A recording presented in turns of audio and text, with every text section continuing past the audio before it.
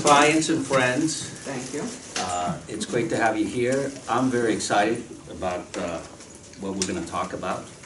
I'm not going to talk about it. They're going to talk about it. But yes, very excited, very excited. First of all, for those that don't know me, my name is Jose Silva. My firm's name is Silva Fiduciary Advisor. Just a little commercial, if you can hang on with me, just so, again, you know who I am and why we're doing this. I'm a financial planner. I've been a financial planner now for over 15 years. And many of those years, or some of those years, was working with different corporations. I won't mention any names to protect the innocent. But it got to a point where I said, okay, I need to shift gears from what they call a broker, which I never liked the term broker. It was almost like a negative. Oh, my broker. So I left and started my own firm, which is a fiduciary firm, what's called a fiduciary versus non-fiduciary. It's not very complicated. It just means that we don't charge commissions, we don't sell any products, and we don't have any conflicts of interest. So I was very excited, one, because of that whole concept, which I really liked, and then two, because it was my firm. So created a new firm. So that was over 8 years ago. So anyway, of course, we do financial planning and clients set up portfolios and all that good stuff. So that's it. Short commercial. So I'm really excited about this workshop. Our presenters. You got Ann Phillips and Mark, I'm going to mess up his name, but I'll try not to. Gregorczewski. Oh, I was practicing it, but no. Sorry, but let me. That one. Yeah. I'm sorry. So let me tell you a little bit, share with you a little bit about their background, because it's very impressive. First of all, Ann, ladies first. Ann Phillips is an associate professor in the Homeland Security and Intelligence degree program at Embry-Riddle Aeronautical University, the Harvard of the sky. She is also the associate department chair for the Security Studies and International Affairs Department. She joined Embry-Riddle faculty in 2015 and teaches a variety of courses, including Homeland Security and Intelligence Law and Policy, cybercrime and cyber law. Ann came to Embry-Riddle after spending over 20 years as an assistant attorney general with the state of Florida's Department of Legal Affairs. She is licensed to practice law in the state of Florida and is a board certified specialist in criminal appellate law, and earned her law degree from the University of Florida and a Bachelor of Arts in Political Science from the University of South Florida. So. Wonderful. And Dr. Mark is an assistant professor of cybersecurity at Embry-Riddle in the Security Studies and International Affairs Department. He currently holds 2 fellowships with the Army Cyber Institute and the Global and National Security Institute. Before coming to Embry-Riddle, Dr. Gregorczewski, and I speak several languages and I can't do this. Sorry. Yeah. He spent nearly 12 years in the Department of Defense, 4 of those years as an Iran geopolitical intelligence analyst. He is widely published on cyber strategy and policy and is a thought leader on cyber-enabled unconventional warfare. So please, welcome.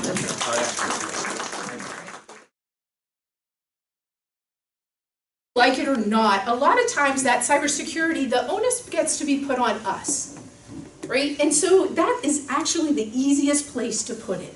And if we take a little bit of time and use our brains, then a lot of the things that you normally think through for normal day-to-day activities apply the same way in the cyber world. It just seems a little bit different because we're not as used to doing that, right? If somebody had called you up on the phone and said, wire me money, would you wire them money? No. You'd say, who is this? You'd verify who that person is. Again, why do we do it online? It's because things online happen instantaneously, and we want to keep up with them. As I was telling Ann earlier, I've gotten emails, scam emails, saying, hey, we need you, I've gotten the PayPal one, hey, we need you to send us money, okay? Why do I have to respond to that email right away? I don't have to, right? I can look at that email for a couple hours and say, huh, do I have a PayPal account? Did I make a purchase? Right? If it's actually that urgent, why is this person not calling me? Okay, if it's something urgent, you wouldn't send an email, right? You'd call that person, right? So it's all about trust, okay? We trust things online for some odd reason. A lot of things that happen with cyber, we kind of just do a hand wave and go, oh, that's magical. I can't explain how it happens, right? We need to be more critical thinkers, okay? We're critical thinkers in the real world. We need to take that critical thinking and transition it over to cyberspace. So we're gonna come up and we're gonna do what we call like sort of good cyber hygiene. What are some good things you can do? And then what is your plan if the worst thing should happen and something goes awry? What's your plan, right? What is your resilience for yourself? So again, Ann is right. We ask, why do I have to worry? Why are they gonna come after me? I'm just Joe Smith, right? I'm just a guy. Well, you might just be just a guy, but your granddaughter or grandson might be somebody pretty important. They might not go directly after your grandson or grandmother. They might come to you first, get into your contact list, find out their email, find out their social media handle. Okay? So you not only need to protect yourself, you need to protect the loved ones around you. Okay? So if you're giving that company your information, you're also trusting them to protect that information. How many times have we heard of these companies getting hacked? Right? Security is not what they value. They value their bottom line. They don't care about your data. You are the product. Okay? So again, it's about being critical thinkers when we go online. Why am I going to give them my birth date? Why am I going to give them the names of my loved ones? Do they really need to know where I work? Probably not. Probably not. So again, we need to stop oversharing and reflect on what we are sharing. Be wary of all those strange emails that you have not asked for. Be also circumspect for ones that you have asked for, because they're getting very savvy on this. And they will make something that looks very much like something that you already are a part of. So that if you are part of an organization, if that is an organization like, if you're the Kiwanis, the Rotary, right? They make organizational tabs that look very similar. They will have emails that are just slightly misspelled, or letters when they push them all together look very similar. So you want to make sure you're looking very closely at all of these different things. So don't open any of those attachments unless you were expecting it, right? If your kids want to send you something, if your grandkids send you something, then that's fine. If you get something and you weren't expecting it, like Mark said, take a couple minutes and call them and say, hey, just got an email from you. Did you send me those pictures? So I also want to add, it's important to report things, emails in this case, as spam. Yes, we should not click on the emails that are suspicious. Yes, we should send them to the deleted folder. But we're all in this together. It's an ecosystem. By you reporting a message as spam, somebody else who gets that same message, that message is probably going to go to their spam folder instead of their inbox. So we all have to help each other out here. We are not on an island by ourselves. Right? And so make sure you are securing your devices, each and every device that you have. There's something called two-factor authentication. If you can find that, if it allows for you to do that, I know it takes longer, it is not fun, but we need to do it. That is the most secure way to do that. And I have gotten notifications and I'm like, no, I'm not signing on, right? So that's like a no, a dismiss. And we don't do that. So does it take me longer? Yes, I'm sitting in the classroom, and of course it's doing that when I have to be the fastest, and it's going, you need to authenticate, you know. So we have to do that, but that is the most tech-savvy way you can do that, because what's happening is that is going to a preset place, right? Your phone number. And so someone else, if they're trying to sign in and they say send that signal, it's going to that preset number. And they're not even able to change that number unless they can get in there first. There we go. So if you don't have that two-factor authentication, that's going to be your password. right? That's where this password and having a very secure, difficult to guess password comes in. Everybody knows what the most popular password is? Password. 1, 2, 3, 4, 5, 6, 7, 8, 9. 9, 8, 7, 6, 5, 4, 3, 2, 1. Come on, my guys, really changing it up. So nobody would guess those. So we want to really make sure we're actually utilizing strong passwords. So things, they do get hard to remember. Mark and I are kind of the same mind on some of these password sharing, password lockboxes or whatever you want to call them, like 1Password, or I'm trying to think of what some of them are. Yeah, like. But there's a couple things where they're like, oh, put all Password your managers. Password managers, yeah, put all your passwords in here. And then open it up with 1Password. Open it up with 1Password. You only have to remember one then.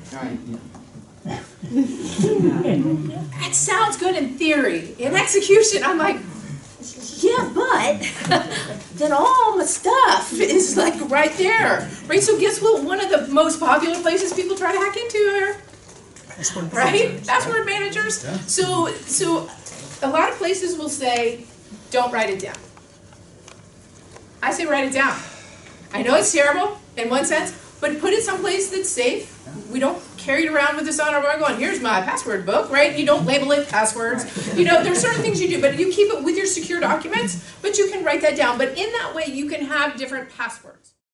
Another way is a lot of times people will say, if you do a phrase as opposed to a particular set, that's easier for you to remember. My favorite book, right? To Kill a Mockingbird. And you want to change the 2 to a number, the O's to zeros, the I's to ones, the E's to threes. Whatever that is, your favorite movie, your favorite book, your favorite kid, your favorite dog, your dog and your toy, right? We're staying away from things that are known to us, not my street, not my last name, right? Those types of things we're trying to stay away from. But you can change those passwords into something that you can remember. It's a little bit different. So you want to make those really hard to guess in that regard. Right. Another thing I want to hit, it's on the slide here, is about public Wi-Fi networks. How many of us sign into public Wi-Fi networks? I do. What is it? I do. What is When you go out to, say, a restaurant. Starbucks. Starbucks, and it's the Starbucks Wi-Fi. Panera. Bad hotels. Bad actors will set up essentially another router, another Wi-Fi in that same space, and the Wi-Fi name will look very similar to Starbucks Wi-Fi, right? We have to be very careful in the Wi-Fi networks that we sign into. Make sure it's the right Wi-Fi network. You might get internet by signing into that bad Wi-Fi network, but they're also collecting your information as you're on there using the free Wi-Fi. Another example, when you go to places like the airport and you forgot to bring your charger for your phone, and they have those free chargers there, right? Bad actors have realized, hey, people don't think twice about this. We're just like, oh, free power, I forgot to bring my plug with me. This is great. Bad actors will put malicious cords in there, and when you plug in your phone, now they're pulling data from you, okay? So think critically. That's I guess the theme of my talk today. Think critically about what you do. Why is this free? How can I guarantee that this thing is still safe? If I can't guarantee that it's safe, that I can trust it, I probably shouldn't use it. I should probably let my phone die rather than allow them to access the data on my phone. Yeah, well, so for Christmas, I got everybody in my household a data blocker, right? You get them at Amazon, you plug that into even your own cord, plug that in before you go into a power outlet. And so I had that, and that only allows information to go one way, right? So it doesn't allow the information to go back out, it only allows the power to come in. And of course, all my kids were like, why did you give me this? This is just boring. And then all of a sudden we're sitting there and I was like, fine, it's not my stuff. And then all of a sudden this, story comes on the news and they're like, oh, well, look at this. And they all kind of looked at me and I'm like, just saying, right? Like, so maybe listen to mom. Mom sometimes knows best. So now everybody carries their data blocker with them and we do that because that's just, it's another step. Is every outlet contaminated in the airport? No. Am I going to act like they are? Absolutely. Yes. Absolutely. That's my job, right? Because I need to be right every time to stay safe. The bad guy only has to get one of us. Yeah. So I wanted to go back to, so I have my own example here of a credit card company calling me up saying, hey, we just got a charge that you're trying to spend $5,000 in Moscow on clothes. And my first reaction was, holy crap, I need to take action on this, right? Gotta do something. And then I thought, okay, this guy's asking for my personal information. How do I know that I can trust this individual? So I said, all right, I'm gonna call you back, okay? I went and looked up the credit card company's number online and called them back. It was actually a real thing. There was somebody who was trying to use my credit card in Moscow. But it could have been a fake incident, right? And I could have just given them more information than they already had. And if they're real, they won't care that you're gonna call them back. Yeah, They'll be like, okay. right.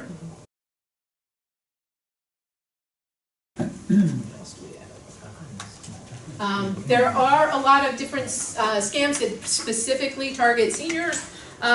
So the online dating, romance scams. If you don't know somebody, you don't know somebody, right? You don't get to know somebody online. That's not the way we get to make friends. Oh, I've been talking to them online for 6 months.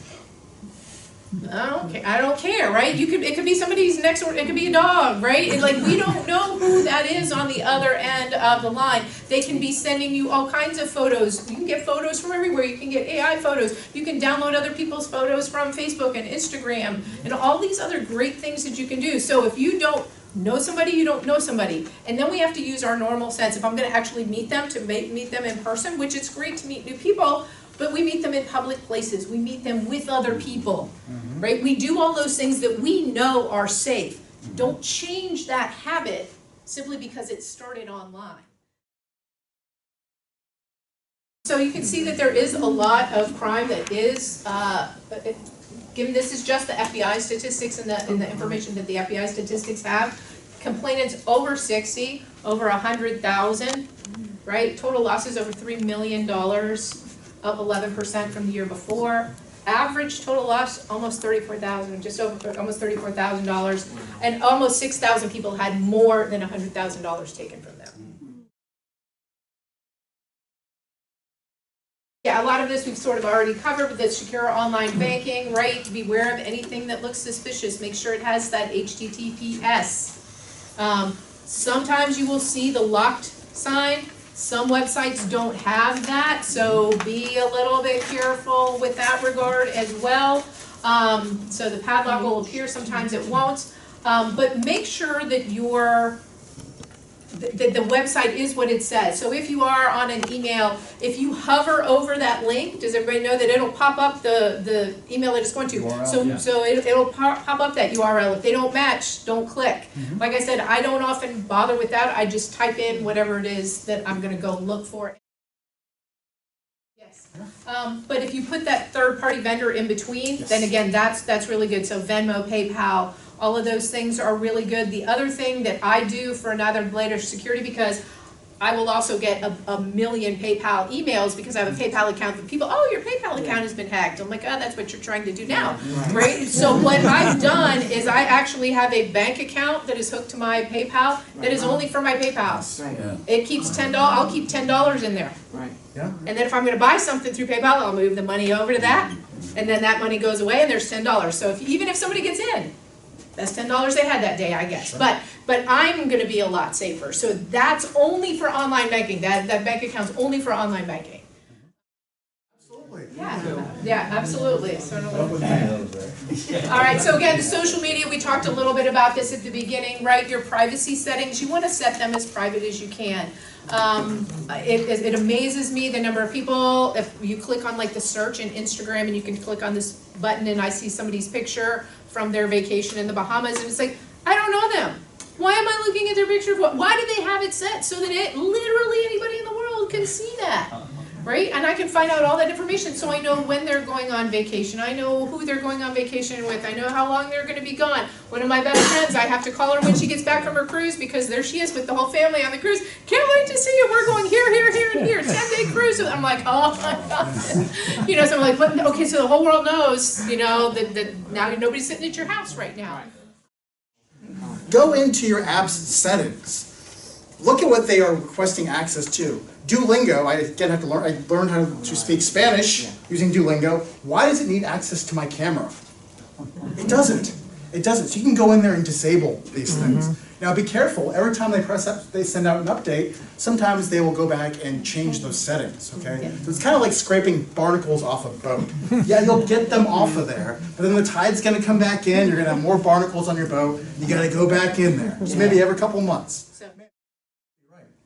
Has anybody ever used Google Maps and it said, take a right here, and you're like, I need to take a left. I know I need to take a left. People still go right because we trust that we're getting the right information. Right? I said turn right into the cornfield. And I thought, so I was trying to share with my students, like years ago, I thought that people were trusting Google Maps and driving into rivers. This is actually happening. It's still happening, which kind of still blows my mind, right? So use your common sense. AI, it's really great, but it's not perfect, especially right now. Maybe years from now, it'll be really good. So when you're sitting in the airport and you're not doing your online banking, you can go through each of your apps on your phone and you can look and see what the settings are in each one of them and make sure they are as minimal as possible, right? Like they only need to know where I am when I'm using that app. And if I need to change it for a little bit, then I can. And if you're not using an app, get rid of it, okay? The reason the apps are free is because they are tracking you, okay? Yeah, as Mark said, you are the commodity. Yeah. So, like a lot of times I'll go through Facebook, and I lurk, I don't post. I'm on Facebook because I like to see things, but I post very rarely. So I am the lurker, but I will see people that they'll say, oh, you know, post a picture of you and your spouse when you first met, and now. No. Yeah, once you put it on the internet, assume it's there forever and ever, amen. Yeah. So if you delete them? They have them. It's deleted from your package. Look at the terms of service, the agreement that you signed up You to. gotta get rid of them. No, because they don't belong to you anymore. Yeah. Yeah, so with the cloud ecosystem, there's a lot of monopolization. There's a few large cloud providers that you can choose from. Because there's only a few large providers to choose from, it's hard to say, they're all pretty much equal right now, right? How about the Apple? Apple is pretty good with their security. But again, they still get hacked. They're still going to get hacked, and though they become a very attractive target, but they literally hire people that's their job to stop that all day, every day, and a lot of their brand is their security, so they're very invested in being secure. Can they be 100%? No, the same idea, we can't, neither can they. The antivirus, anti-malware, nothing is 100%. There are some that are better than others. The paid are better than the unpaid. What are you protecting? Do you want to? Is it worth that investment? Annually, you will get notifications on your phone. It'll tell you, do you want to run the software update? Do you want to update your apps? The answer is yes. You want to do that all the time because most of those are security measures. And so you're going to have the latest security in that regard, right? That means they found something and they're trying to protect it. Is it 100%? No. You are going to always be that best line of defense. So monitor your credit cards, monitor your bank, look at your accounts to make sure everything that's happening on them is the right thing, right? You're going to know that information. So you're going to be that point of defense. If you see something suspicious, say something. But I hope you have learned from all of the things we're talking about, right, that you are important, right? These things are automatic. These people will find you. You are important to them, right? You do have money. You have money that they want. And as long as you have the money and they don't, they're going to seek that money out.